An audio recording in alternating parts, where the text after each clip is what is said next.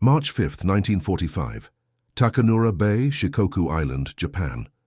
The morning fog hung thick over the small fishing village, obscuring the weathered boats that gently rocked against their moorings.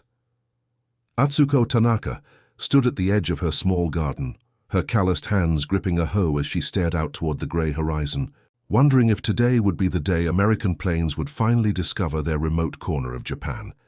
She believed, as did many in her village, that their isolation would continue to protect them from the conflict that had already taken her husband 3 years earlier. She could not have imagined that before the cherry blossoms fully bloomed, an American pilot would be sleeping under her roof, or that this enemy would become essential to her family's survival. Before we dive into this story, drop a quick hi in the comments and tell me where you're watching from. It really helps support the channel.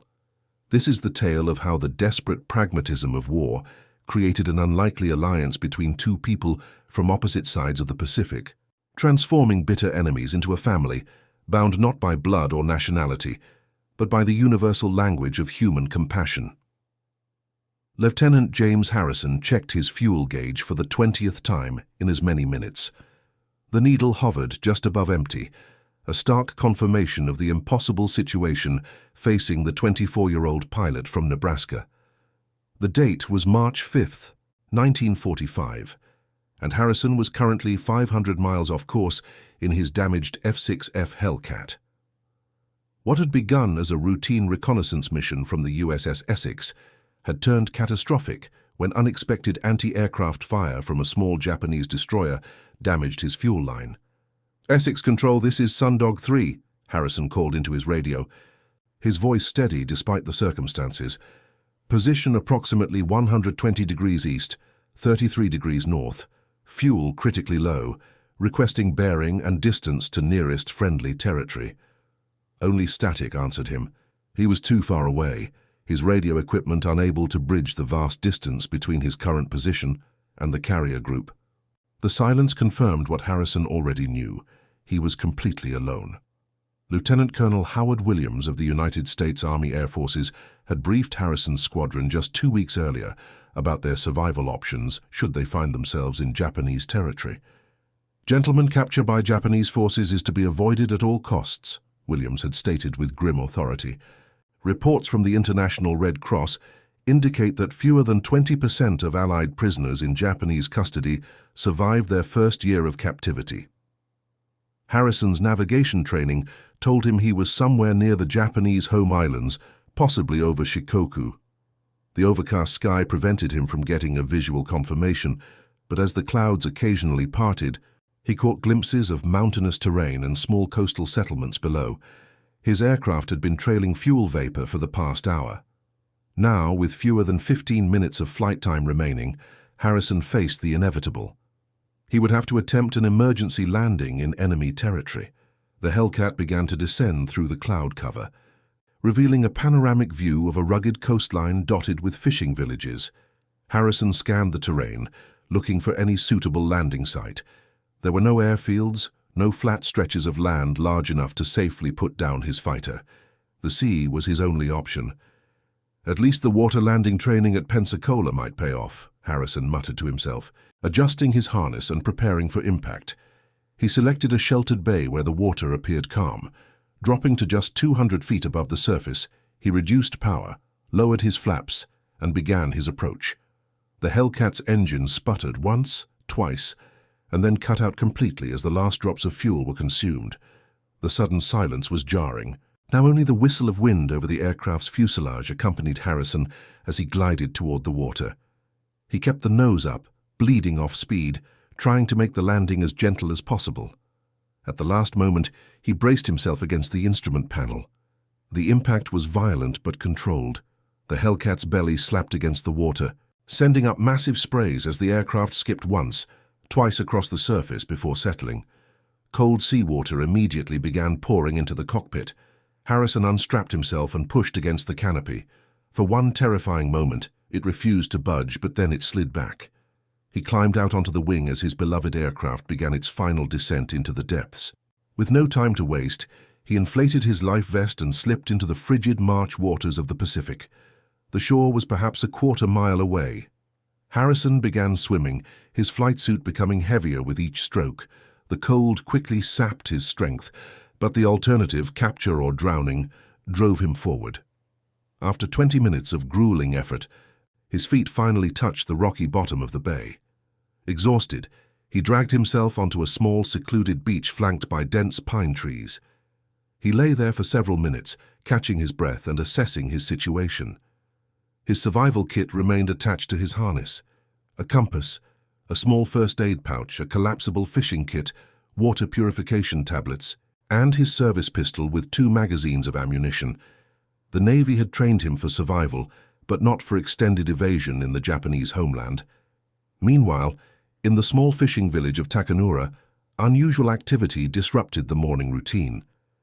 Atsuko Tanaka, 32 years old, was hanging laundry when her neighbor Hiroshi Yamamoto, the village's elderly fisherman, approached with unusual haste. "Tanaka-san," he called out, slightly out of breath, "something has fallen from the sky into the bay. Some of the men are saying it was an American plane." Atsuko's hands froze on the damp cloth. "Are you certain?" "Koji and his son saw it come down. They are gathering a group to search for the pilot." A complicated emotion passed over Atsuko's face. Her husband, Lieutenant Takeshi Tanaka of the Imperial Japanese Navy, had been reported missing in action near Guadalcanal in 1942. The official notification had arrived 6 months later, confirming his death and commending his honorable sacrifice for the Emperor. "What will they do if they find him?" she asked, though she already knew the answer. Hiroshi looked away. What the authorities would expect. The military police in Tokushima would be notified. They would come for him. Neither needed to speak of what would follow. Stories of captured American airmen rarely ended well. The war had hardened many hearts, especially after American bombers had begun their devastating campaign against Japanese cities. "My children are at school," Atsuko said. "I should prepare their lunch." Hiroshi nodded, understanding the dismissal. As he turned to leave, he added, "The currents in the bay would likely carry anyone towards the small cove near your family's old shrine." Their eyes met briefly. Hiroshi had been a friend of Atsuko's father and had known her since childhood. His message was clear, though unspoken. After he left, Atsuko finished hanging the laundry with deliberate slowness.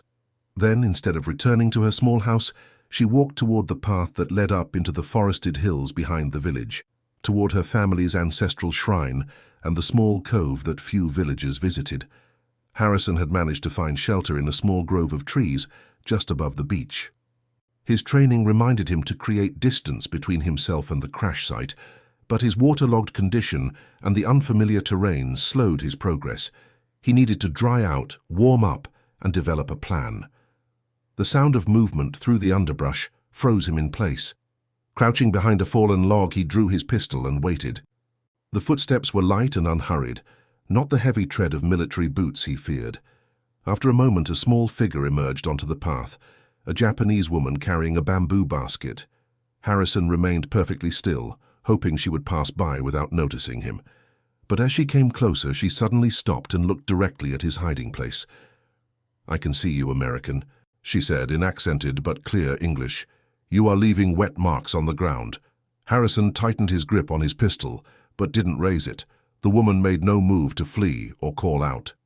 "If you are found by the others, they will kill you," she continued matter-of-factly. "The war has made people afraid, and afraid people are dangerous." "Why aren't you afraid?" Harrison asked, slowly standing but keeping his distance. "I am," she replied, "but my father taught English at the university in Kochi before the war. He believed there would be peace again someday." She paused. "And my husband was a pilot too." Harrison noted her use of past tense but said nothing. "There is an old storage shed near my family's shrine," she continued. "No one goes there anymore. You can hide there until dark, then try to reach the coast north of here. The American ships sometimes come close enough to see." "Why would you help me?" Harrison asked, suspicious of this unexpected ally. "Because today I choose to believe in my father's world, not the Emperor's," she answered simply. Then, with subtle irony that wasn't lost on the American, "Consider it an act of rebellion." Harrison followed the woman at a distance as she led him up a winding path through the forested hillside. They arrived at a small clearing containing a modest Shinto shrine and, several yards away, a weathered wooden shed. The structure was partially hidden by overgrown vegetation, suggesting it had indeed been long abandoned. "You can stay here," she said, sliding open the door. Inside was a dusty space filled with old farming implements and fishing equipment. "I will bring you dry clothes and food when I can, but you must remain hidden. If smoke is seen from this hill, people will investigate." Harrison stepped inside, the floorboards creaking beneath his weight. "Thank you," he said. "My name is James. Lieutenant James Harrison." The woman hesitated before responding. "Atsuko Tanaka," she finally offered. Then, with a slight bow, she closed the door, leaving Harrison alone with his thoughts and the distant sound of waves breaking against the shore below. Days passed with agonizing slowness. Harrison established a routine in his confined sanctuary, exercising as quietly as possible to maintain his strength, studying the occasional glimpse of the village below through cracks in the shed's walls, and most importantly, listening for Atsuko's approach. She came every other day, always at different times, bringing rice, dried fish, occasionally vegetables, and once, to his surprise, a carefully wrapped sweet bean pastry. She also brought news, translated from the radio broadcasts she could catch on her late father's receiver. "American planes bombed Osaka again yesterday," she reported during one visit. The announcer said damage was minimal, but people from neighboring villages say the sky was red with fire all night. Harrison nodded. The strategic bombing campaign against Japan's industrial centers had intensified in recent months. "How much does your village know about the war?" he asked. "Only what the government tells us," Atsuko replied, "that Japan is winning glorious victories, that the divine wind will protect us, that America will soon sue for peace." She offered a rare, bitter smile. "Few believe it anymore. There is not enough food and too many sons have not returned." On her fourth visit, she brought a bundle of clothing, simple Japanese work clothes, a farmer's hat and sandals. "These belong to my husband," she explained. "They should fit you."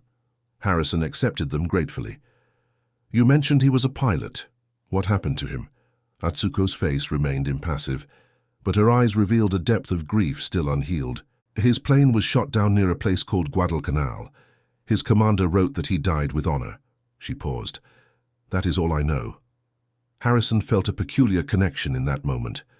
Different sides, different causes, but the same sky had claimed them both. Only he had been fortunate enough to survive his fall. "I'm sorry," he said simply. "War makes widows on both sides of the ocean." She responded. Before leaving that day, she added, "Tomorrow is the 10th anniversary of my father's death. I will come to clean the shrine. If anyone sees me, it will not seem unusual." The next day, Atsuko arrived with her 2 children, a boy of about 10 and a girl perhaps 2 years younger. Harrison watched through the cracks as they helped their mother sweep the shrine grounds and place fresh offerings. The children were solemn and dutiful, the boy occasionally casting curious glances toward the shed. After they had finished their tasks, Atsuko approached alone while the children explored the hillside. "My son Takeo has noticed something is different," she said, without preamble. "He found one of your footprints near the path. He is smart, like his grandfather." Harrison tensed. "Will he tell someone?" "No, but he will discover you eventually. It would be better if I told him first." Harrison considered this. "You would trust a child with this secret?" "Japanese children are taught loyalty above all things," Atsuko replied.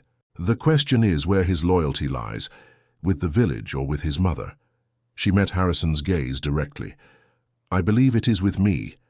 Later that evening, as darkness fell, Harrison heard the shed door slide open. He reached for his pistol, only to find Atsuko and her son standing in the doorway. The boy's eyes widened at the sight of the American, but he made no sound. "This is Takeo," Atsuko said. "And this," she told her son in Japanese, "is Lieutenant Harrison. He is an American pilot whose plane fell into the sea." Takeo stared unabashedly, then asked a question in rapid Japanese. "He wants to know if you have killed many Japanese soldiers," Atsuko translated, her expression unreadable. Harrison holstered his pistol and knelt to the boy's level. "Tell him I was a reconnaissance pilot. My job was to take pictures, not to fight." After Atsuko translated, Takeo considered this answer. then asked another question. "He wants to know if you hate Japan," Atsuko said. Harrison chose his words carefully. "Tell him I don't hate Japan or its people. Soldiers fight because our countries are at war, not because of personal hatred." Takeo listened to the translation, his young face serious beyond his years. Finally, he said something brief to his mother and bowed slightly to Harrison. "He says he will keep your secret because his mother has asked it of him," Atsuko explained. "But he also says he cannot decide yet if you are a good man or not." Harrison smiled slightly. "That's fair. Tell him I'll try to convince him that I am." As March gave way to April, Harrison's presence became an elaborate secret shared by the 3 members of the Tanaka family. Takeo proved not only trustworthy, but invaluable, bringing news from the village and keeping watch for any suspicious activity. Yumiko, Atsuko's 8-year-old daughter, was finally included in the confidence after she followed her brother to the shed one afternoon. Unlike her cautious brother, Yumiko was immediately fascinated by the foreigner. She brought him wildflowers and taught him simple Japanese phrases, delighting in his attempts to pronounce them correctly. Through the children, Harrison began to piece together a more complete picture of their life in the village. The Tanaka family lived in relative isolation. As the widow of a naval officer, Atsuko received modest compensation from the government, supplemented by what she could grow in her garden and earn by sewing for neighbors.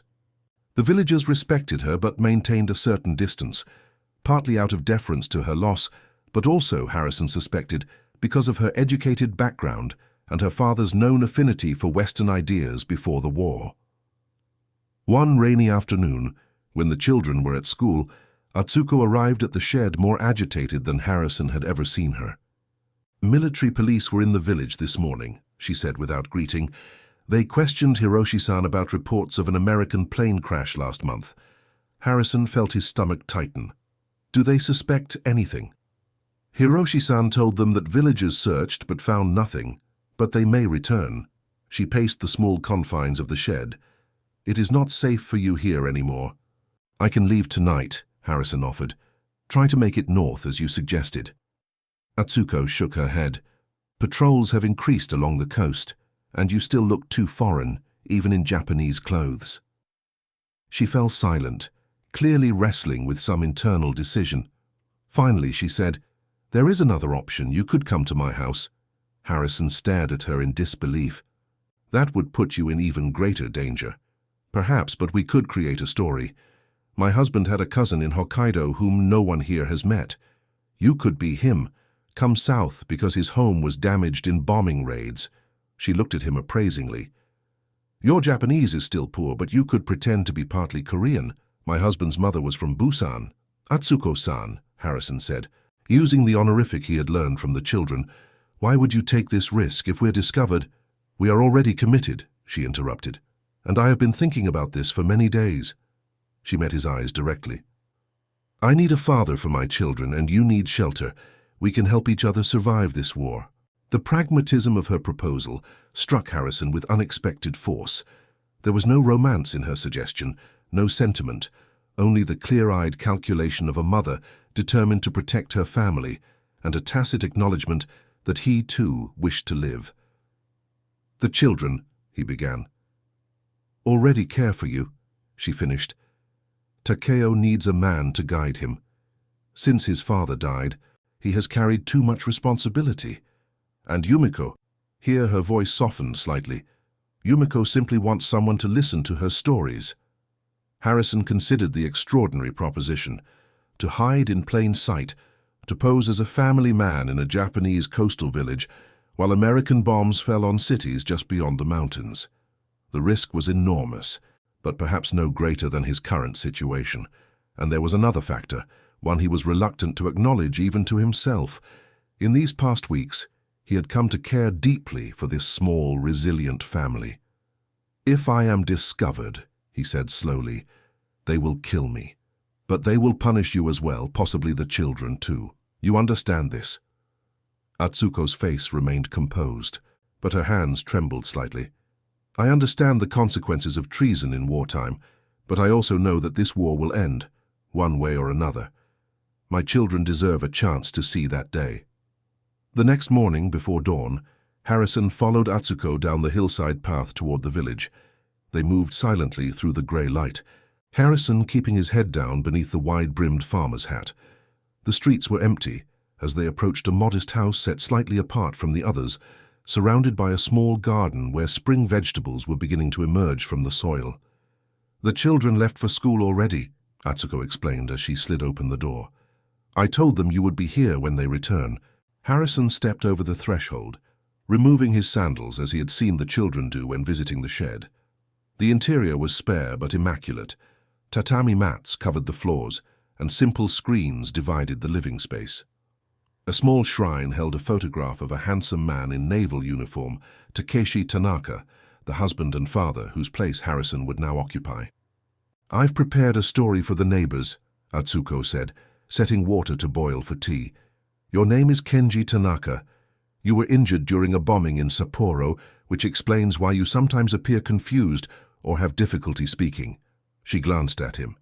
"It also explains why you do not volunteer for civil defense duties." Harrison nodded, absorbing the details of his new identity. "How will you explain my sudden appearance to the village?" "We have exchanged letters for years, ever since Takeshi's death. When your home was destroyed, I offered shelter to my husband's cousin." She handed him a cup of weak tea. "People will be suspicious at first, but they are too concerned with their own survival to investigate deeply." They sat in silence for a moment, the enormity of what they were attempting settling between them. "There is one more thing," Atsuko said finally. "To be convincing as a married couple, we must appear comfortable with each other." She spoke matter-of-factly, but a faint color rose in her cheeks.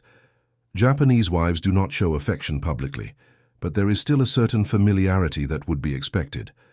Harrison set down his teacup. "I understand," he said quietly. "I will follow your lead in all things." A ghost of a smile touched Atsuko's lips. "Then we may survive this deception after all."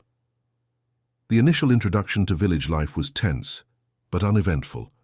Atsuko presented her cousin-in-law to the necessary neighbors, including Hiroshi Yamamoto, who studied Harrison with shrewd eyes but offered a polite bow and welcome.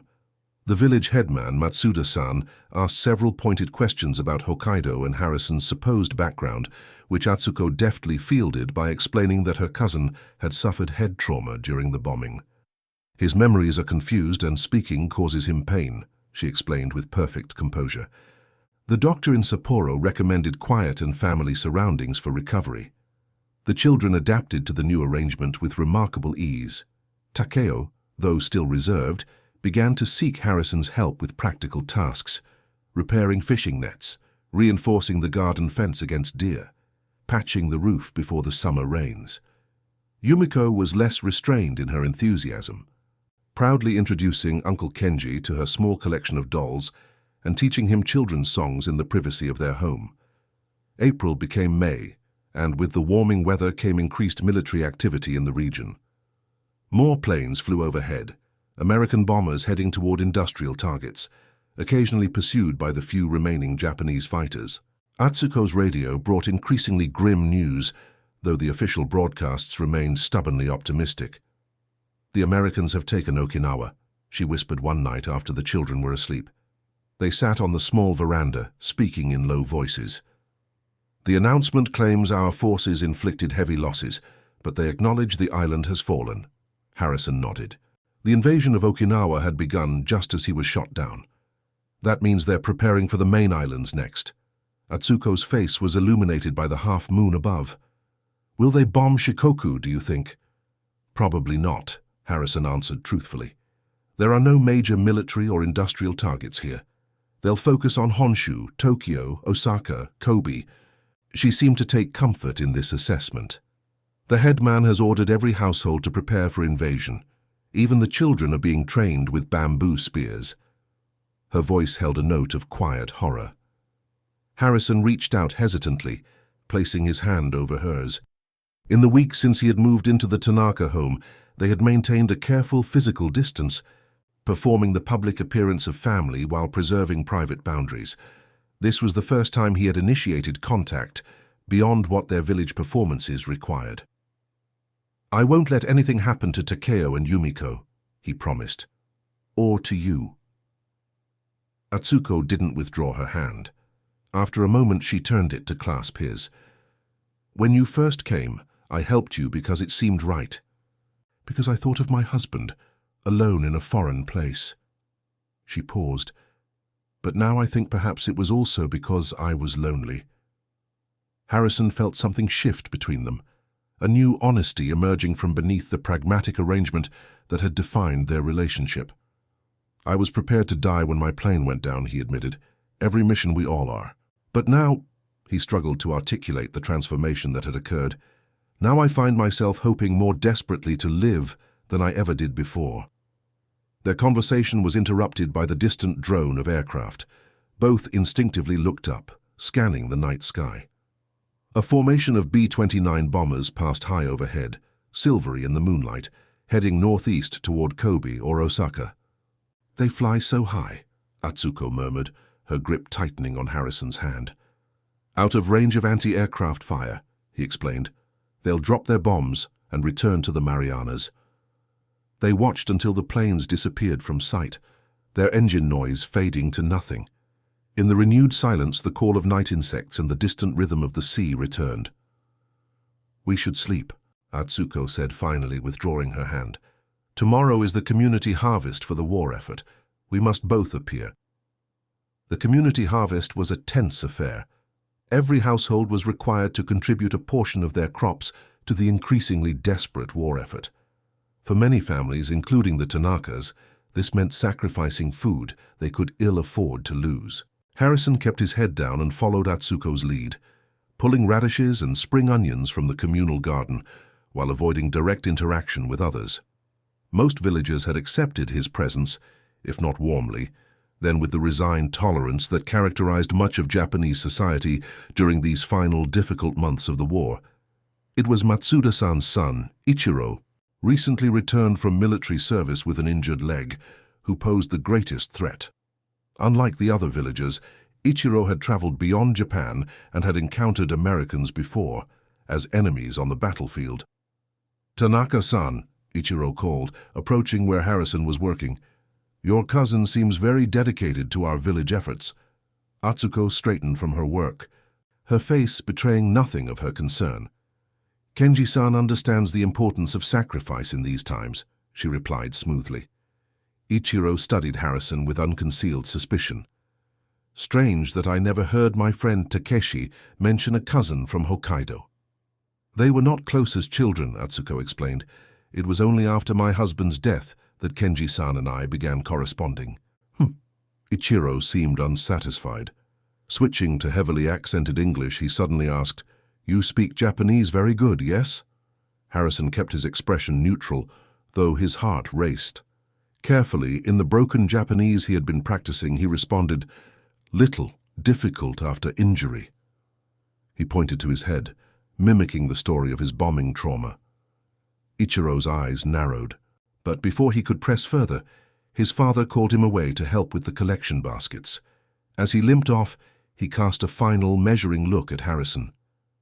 "He suspects," Harrison murmured to Atsuko when they were alone. "Yes," she agreed, her voice steady despite the fear Harrison could see in her eyes. "We must be more careful."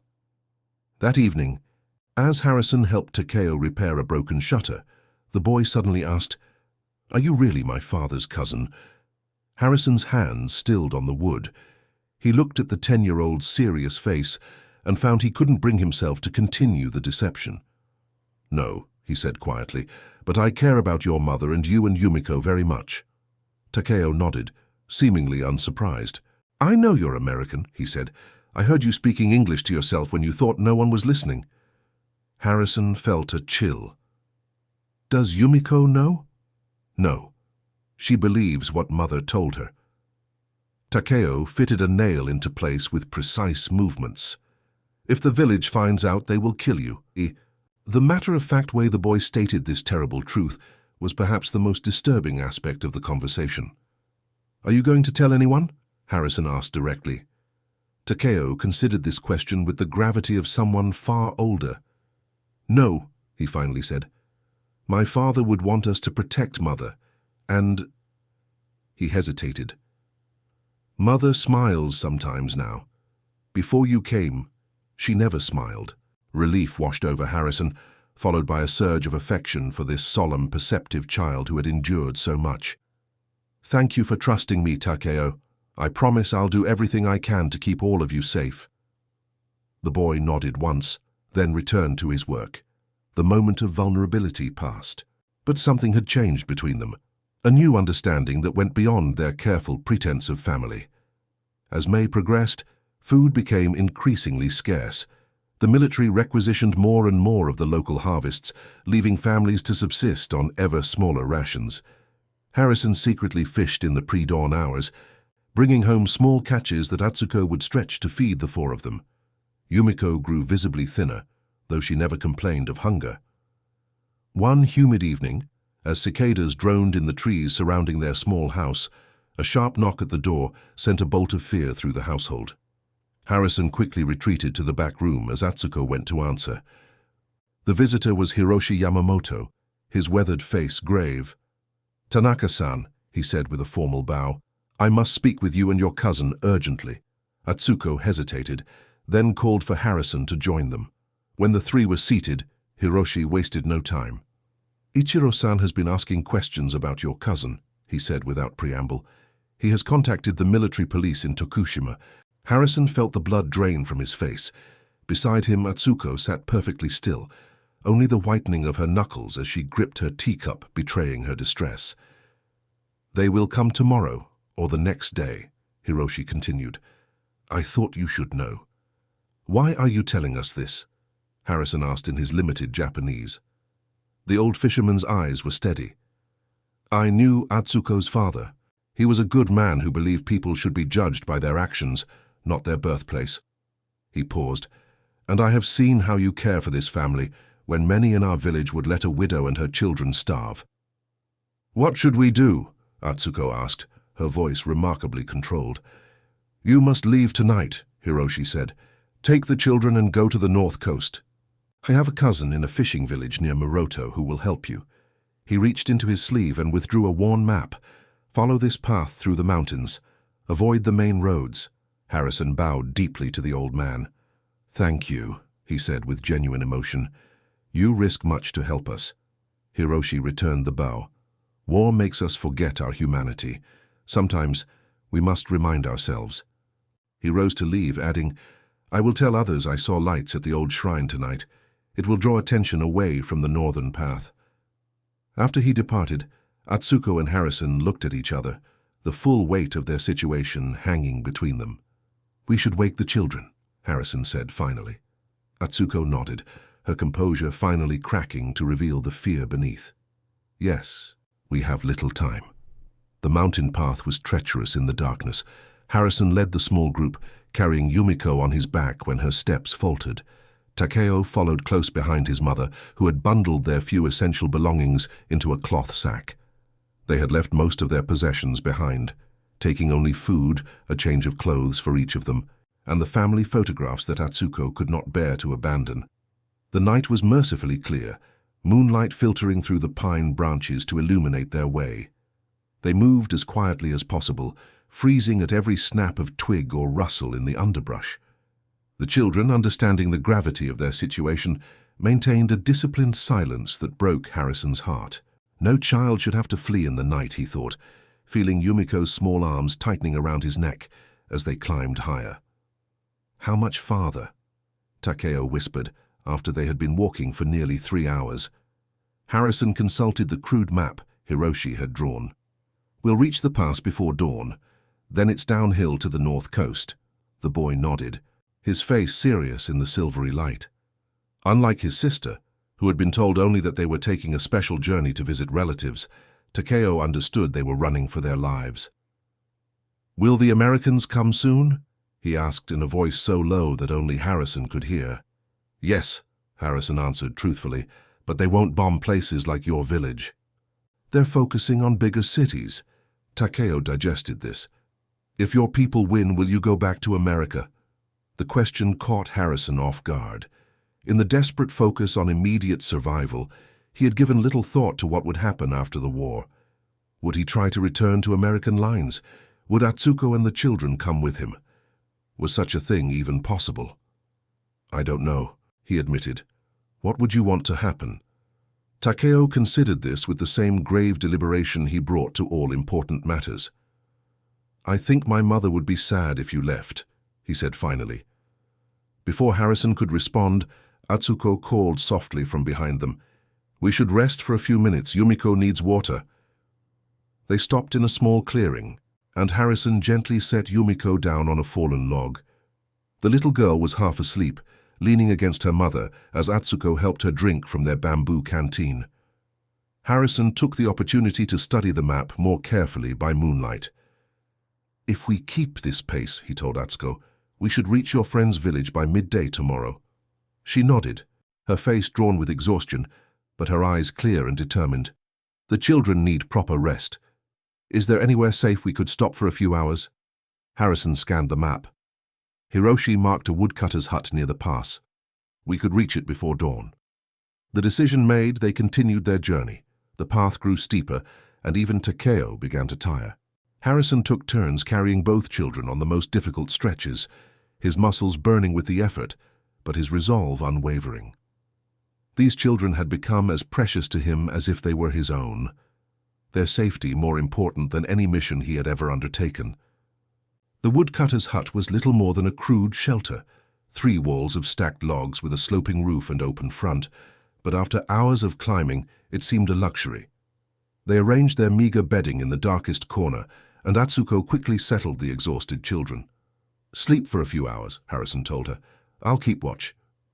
You need rest too, she protested, though her eyelids were already drooping. I'll wake you before sunrise, Hugh, he promised. As the first hints of dawn brightened the eastern sky, Harrison gently roused the family. They ate a simple breakfast of rice balls that Atsuko had prepared before their departure, then continued their journey with renewed purpose. The path now descended toward the north coast, offering occasional glimpses of the sea glittering in the distance. By mid-morning, they had left the mountains behind and were traversing rolling foothills covered with bamboo groves and terraced fields. They avoided the few farmers they saw working the land, keeping to the edges of forests and following streams where their footprints wouldn't leave traces. It was early afternoon when they finally approached the fishing village of Muroto. Smaller than Takanura and nestled in a protected cove, the settlement consisted of perhaps 30 modest houses clustered near a small harbor where fishing boats bobbed at their moorings. We should wait until dark to approach the village, Harrison suggested. Eyeing the open terrain that separated them from the houses, Atsuko shook her head. Strangers arriving at night will cause more suspicion. We will go now, as a family returning from visiting relatives. She straightened her simple kimono and smoothed Yumiko's hair. Remember, you are Kenji Tanaka, still recovering from injuries. Speak as little as possible. They walked openly down the path toward the village, Harrison carrying their bundle of belongings, Atsuko holding Yumiko's hand, while Takeo walked beside them with the studied casualness of a child trying to appear unconcerned. Harrison kept his face partially hidden beneath his wide-brimmed hat, his posture slightly stooped to make himself less conspicuous. The few villagers they passed regarded them with curiosity but not alarm. Atsuko greeted them with polite bows, explaining that they were looking for Nakamura-san's house. They were directed to a modest dwelling near the edge of the village, set slightly apart from its neighbors. An elderly man was mending nets outside the house, his gnarled hands working with practiced efficiency despite their visible trembling. He looked up as they approached, his weathered face revealing nothing. Nakamura-san, Atsuko asked with a respectful bow. I am Tanaka Atsuko, Yamamoto Hiroshi's friend from Takanura. Recognition flickered in the old man's eyes. Ah, yes. Hiroshi's message arrived this morning. He set aside his work and rose stiffly. Please come inside, my wife has prepared tea. The interior of Nakamura's home was similar to the one they had fled. Simple furnishings on tatami floors, sliding screens separating the living areas. His wife, a tiny woman with a deeply lined face, welcomed them with quiet dignity, showing no surprise at their unexpected arrival. Once tea had been served and the children settled in an adjacent room, Nakamura spoke directly. Hiroshi's message said you were in danger and needed shelter. Yes, Atsuko replied, bowing her head. "We are grateful for your hospitality." The old fisherman's sharp eyes moved to Harrison. "And this is your cousin by marriage?" Before Atsuko could respond, Harrison met the man's gaze directly. "No," he said in his accented Japanese, "I am American." Nakamura showed no reaction beyond a slight narrowing of his eyes. His wife, however, drew in a sharp breath. "Husband," she began, but he silenced her with a gentle gesture. "Let them explain, Sachiko." To Harrison and Atsuko he added, "I have lived too long to be surprised by the strange companions war brings us." Atsuko related their story with simple honesty. The plane crash, Harrison's initial hiding place, the growing danger in Takanura, and finally, Ichiro's betrayal and their flight.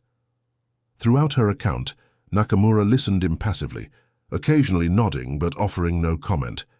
When she had finished, he sat in thoughtful silence for several moments. Finally, he spoke. "Before the war, I sailed trading vessels as far as Singapore. I met many foreigners, Chinese, Filipinos, even Americans." He studied Harrison. "I learned that a man's character is not determined by his birthplace or the language he speaks." Relief washed over Harrison. This old sailor, like Hiroshi, retained a worldview that transcended the nationalist fervor gripping much of Japan. Still, Nakamura continued pragmatically. "Harboring an enemy airman is a serious offense. If you are discovered here, it would go badly for all of us." "We understand," Atsuko said. "We will continue north as soon as possible." Nakamura shook his head. "The roads are watched and a family traveling draws attention these days." He considered for a moment. "There is a small fishing cabin on the headland north of the village. It belongs to my family, but is seldom used now that my sons are gone." He did not specify whether they were away at war or had already become casualties. "You can stay there while we consider what is best." That evening, they moved to the fishing cabin, a simple structure of weathered wood perched on a rocky outcropping overlooking the sea. Its isolation offered both protection and a clear view of any approach by land. Inside was a single room with a fire pit in the center, a few sleeping mats rolled against the wall, and basic cooking implements hanging from pegs. "It's not much," Nakamura apologized as he helped them settle in, "but you'll be safer here than in the village." "It's perfect," Harrison assured him. "Thank you for taking this risk." The old fisherman shrugged. "At my age, risk is a luxury I can afford. Besides," he added with a hint of humor, "it irritates me to think of Ichiro-san feeling self-important." After Nakamura left, promising to bring food the next day, Harrison helped Atsuko prepare a simple meal from the provisions they had carried.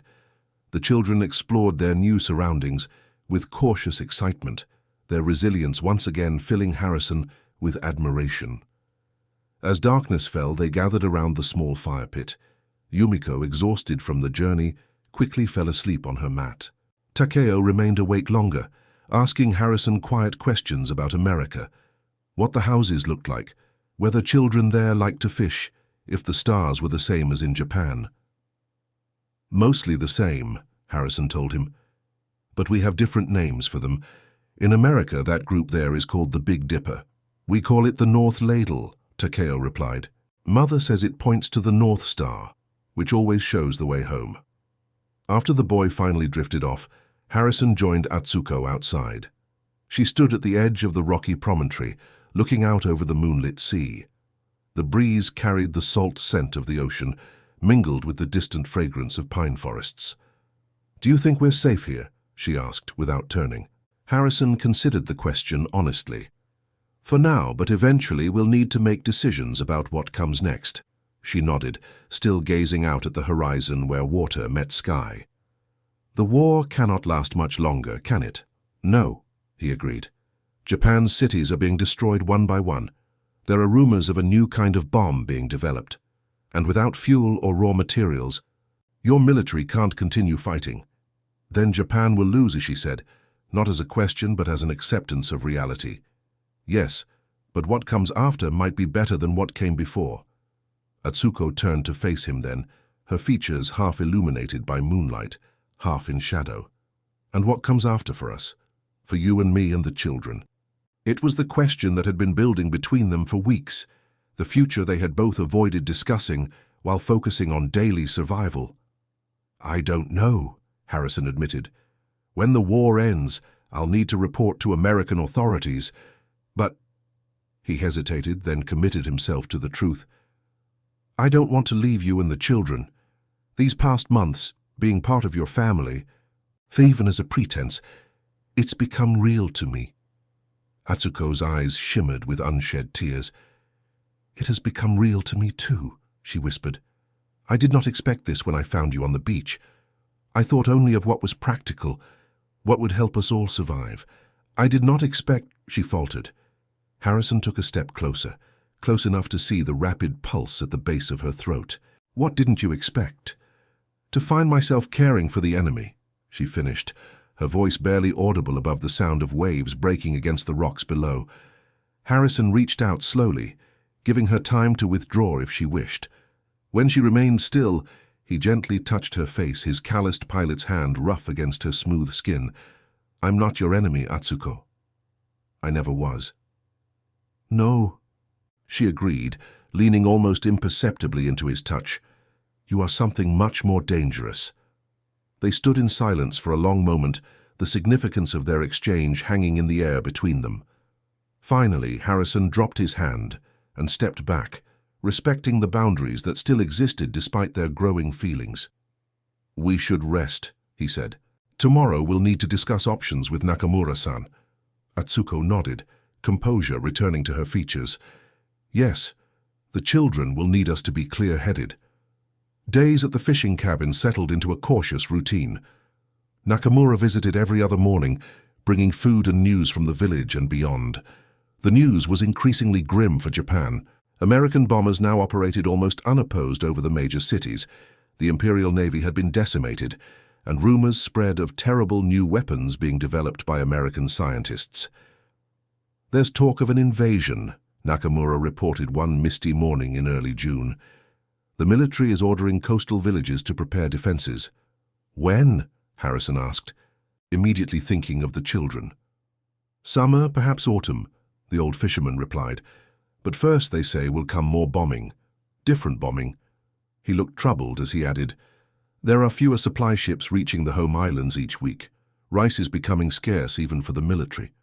Harrison nodded, understanding the implications. The American naval blockade was slowly strangling Japan, cutting off the resource-poor islands from the raw materials they needed to continue fighting and to feed their population.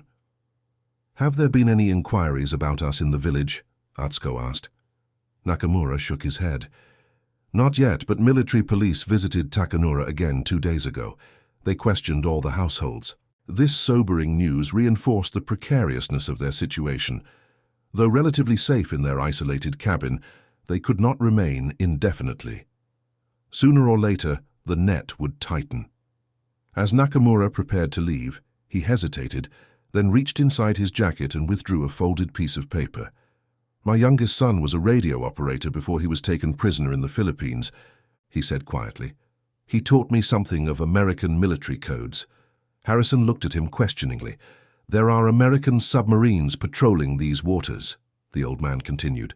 "Sometimes they surface at night to recharge batteries, if one came close enough to shore." He handed Harrison the paper. "These are recognition signals. If you could somehow transmit them, they might send a boat." Harrison unfolded the paper to find a series of dots and dashes, Morse code. "Where did you get this?" he asked, amazed. A hint of pride crossed Nakamura's weathered face. "Before the military confiscated civilian radios, I listened. I remembered what my son taught me. The prospect of contacting an American submarine was both tantalizing and terrifying. It could mean escape, but also enormous risk." "Thank you," Harrison said, carefully refolding the paper. "I'll consider how this might be used." After Nakamura departed, Harrison shared the information with Atsuko. Her reaction was complex. Hope mingled with apprehension, possibility tempered by practical concerns. "If a submarine came," she asked, "would you go?" "Not without you and the children," Harrison replied without hesitation. Atsuko's eyes widened. "You would take us to America?" "If you would come." He hesitated. "I know it's asking you to leave everything. Your home, your country, your traditions. And I can't promise what life would be like for a Japanese family in America after this war. There would be difficulties. She was quiet for a long moment, her gaze distant. When Takeshi died, I thought my life was decided. I would raise our children, tend his memory, grow old in the village where we both were born. Her voice held no self-pity, only reflection. Now everything has changed. Japan is changing, the world is changing. It is, Harrison agreed, but some things remain constant. Their eyes met in silent understanding. Whatever had grown between them, this unexpected connection forged in the crucible of war, was one of those constants. I will speak with the children, she said finally. The conversation with Takeo and Yumiko took place that evening as they shared a simple meal of fish stew. Atsuko explained, with Harrison's help, that when the war ended, they might have the opportunity to go to America. Yumiko's reaction was immediate enthusiasm. Will we see movie stars? And tall buildings like in the pictures grandfather showed me? Harrison smiled at her excitement. Some places in America have tall buildings. Others are more like here, small towns with fields and forests. Takeo's response was more measured. Would we ever come back to Japan? I don't know, Harrison answered honestly. Maybe someday when memories of the war have faded. The boy considered this, his young face solemn. What about Father's shrine? Who would tend it if we left? Atsuko drew her son close. Your father would want us to be safe and happy, Takeo. His spirit is not only in the shrine but in your heart, wherever you go. Takeo nodded, accepting this with the same quiet dignity with which he faced all challenges. Then I will carry him with me to America, he decided. The matter settled among themselves. They began to consider how they might actually contact an American submarine. The cabin had no radio, and creating a signal fire visible from several miles offshore would also certainly attract unwanted attention from land. We need something that can be seen from the sea but not from the village, Harrison mused, studying the coastline from their promontory. Nakamura, consulted during his next visit, suggested a solution. There is an old lighthouse on the point 2 miles north of here, he explained.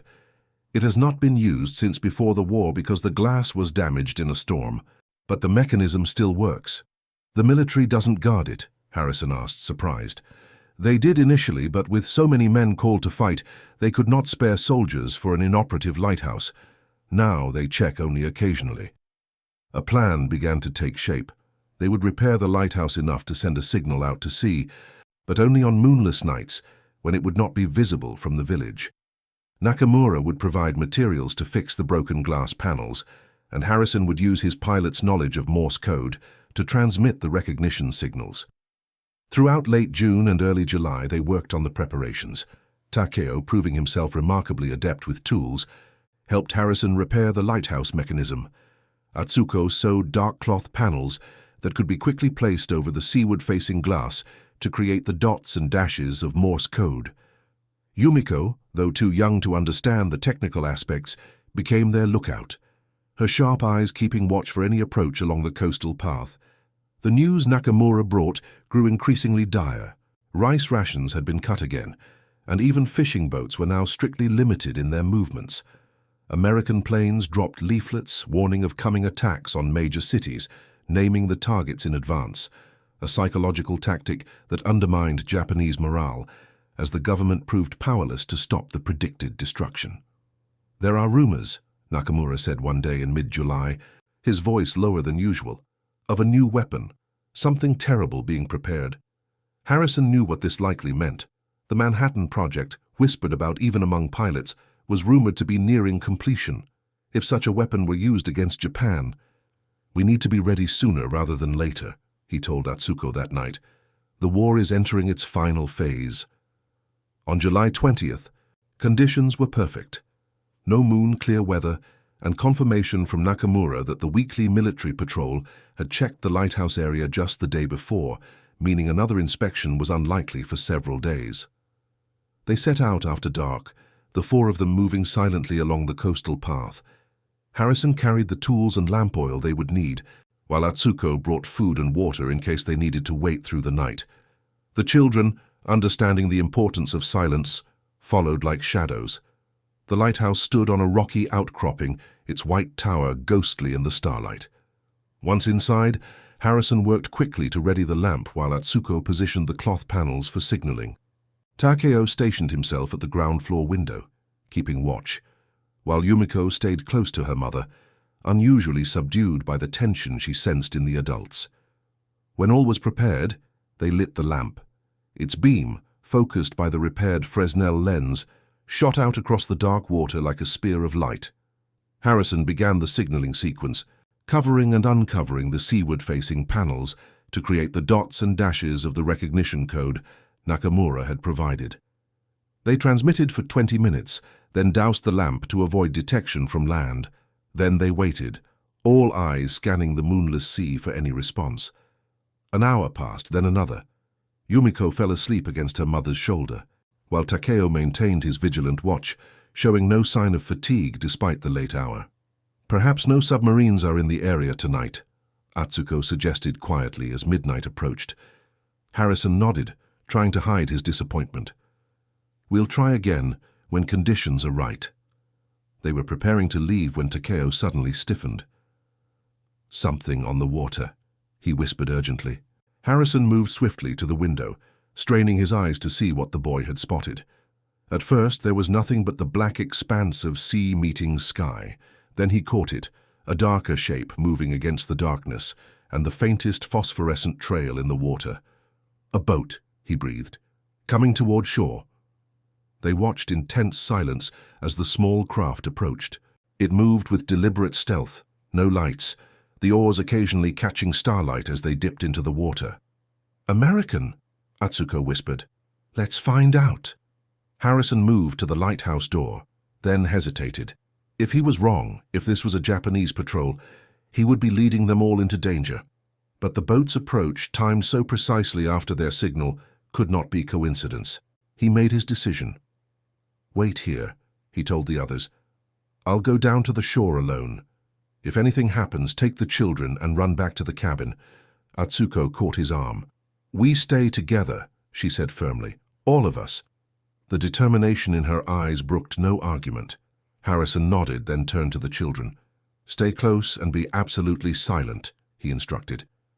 They made their way down the rocky path to a small cove, where the boat appeared to be heading. Concealing themselves behind boulders, they watched as the craft glided silently toward shore.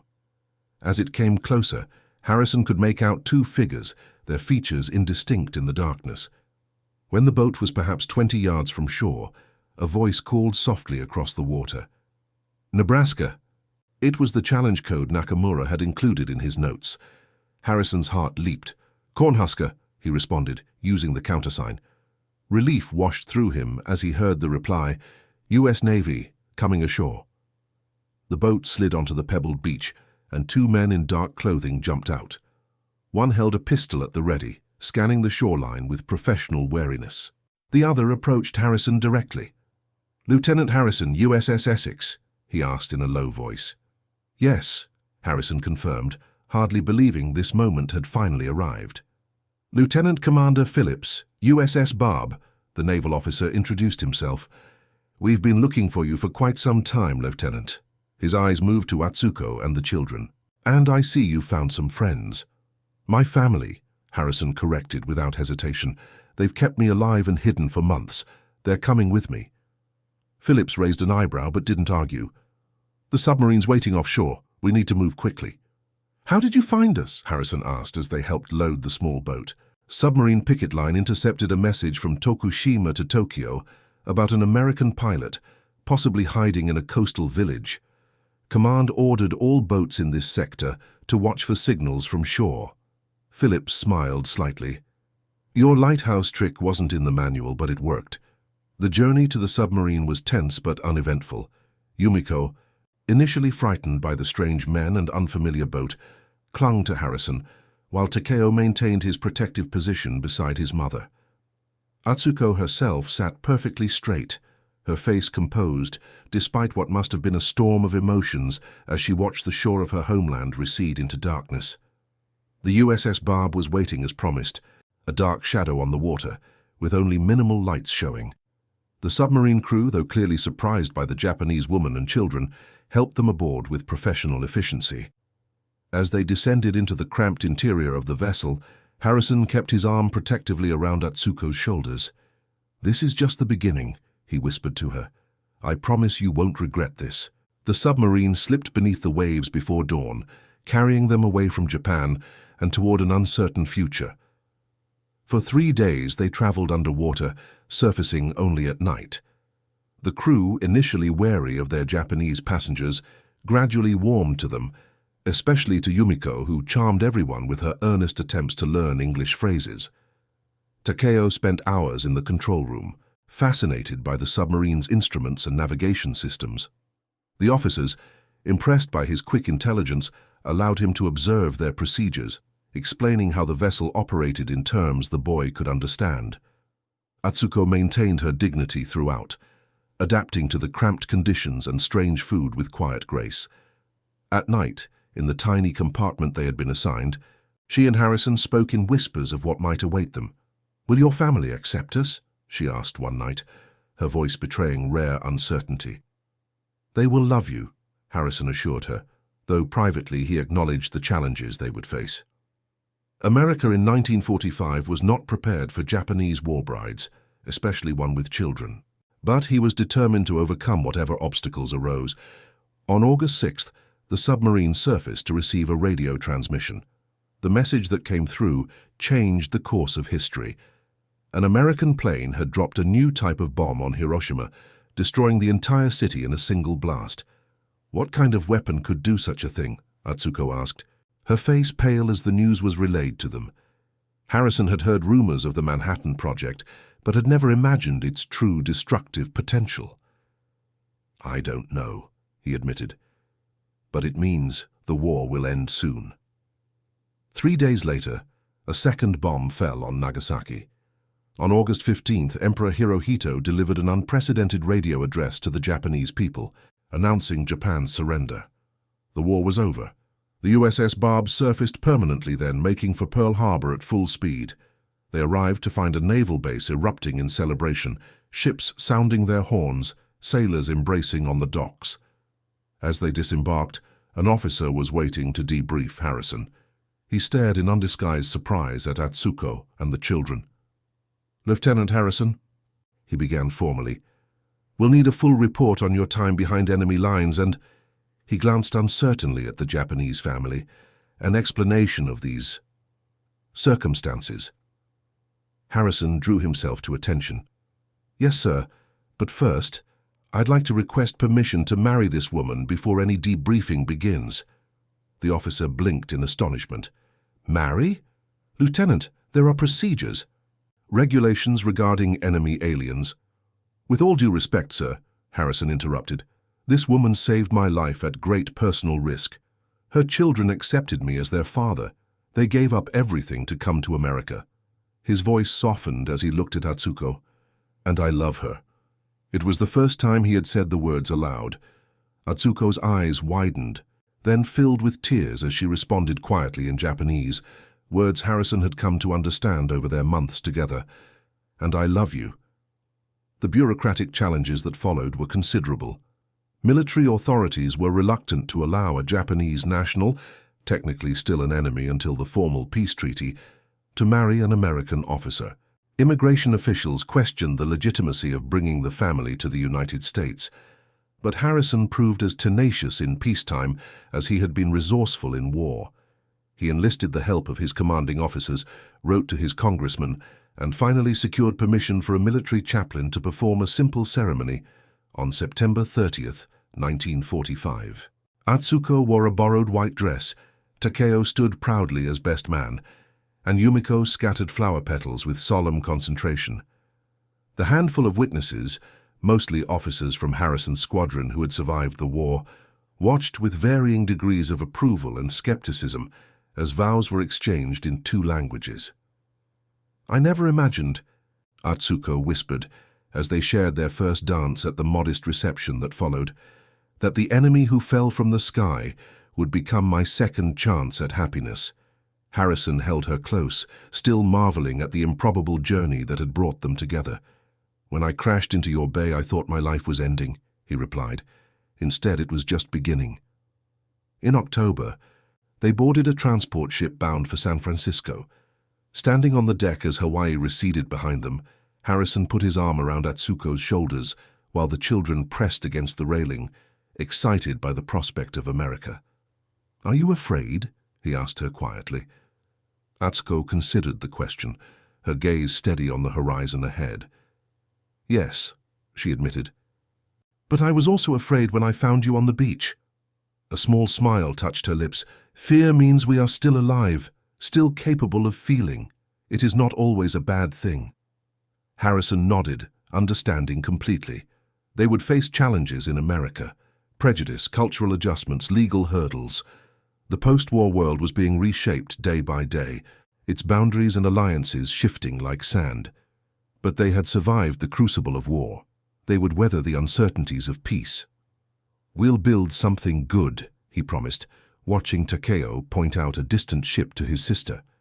"Something neither of us could have imagined before the war." "We already have," Atsuko replied, leaning into his embrace as the ship carried them eastward toward a new beginning. The Harrison family arrived in Nebraska just as winter was settling over the plains. James's parents, initially stunned by their son's Japanese wife and stepchildren, gradually opened their hearts to the new additions to their family. Takeo thrived in school, his natural intelligence and determination helping him overcome the language barrier.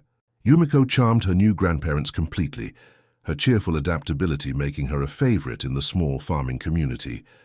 Atsuko, with the same quiet strength that had sustained her through the war, learned to bake apple pies, drive a pickup truck, and navigate the complexities of American social customs.